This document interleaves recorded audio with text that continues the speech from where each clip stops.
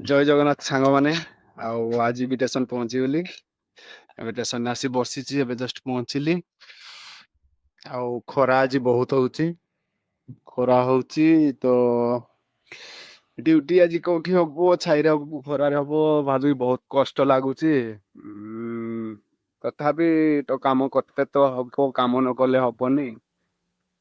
ଦେଖାଯାଉ ଯାହା ହବ ହବ, ଆଉ କଣ କରାଯିବ। ଆଉ ଷ୍ଟେସନରେ ୱେଟ୍ କରିଛି କେତେବେଳେ ଟ୍ରେନ ଆସିବ, ତାପରେ ଯିବି। ଜାଣିଛନ୍ତି ତ ମୋର କାମ ସମସ୍ତେ ଆପଣ ମାନେ। ଟ୍ରେନ ନ ଆସିଲା ପର୍ଯ୍ୟନ୍ତ ମୁଁ କିଛି କରିପାରିବିନି। ଏବେ ଟାଇମ 8ଟା ପାର ହେଇଯାଇଛି। ଏଠି ବସିଛି, ଦେଖାଯାଉ ଟ୍ରେନ କେତେବେଳେ ଆସୁଛି। ଟ୍ରେନ ଆସିଲା ପରେ ଯିବି। ଆଉ ଆପଣ ମାନେ କେମିତି ଅଛନ୍ତି? ସକାଳୁ ସକାଳୁ ଭଲ ତ? ଠିକ ଅଛି, ରହୁଛି।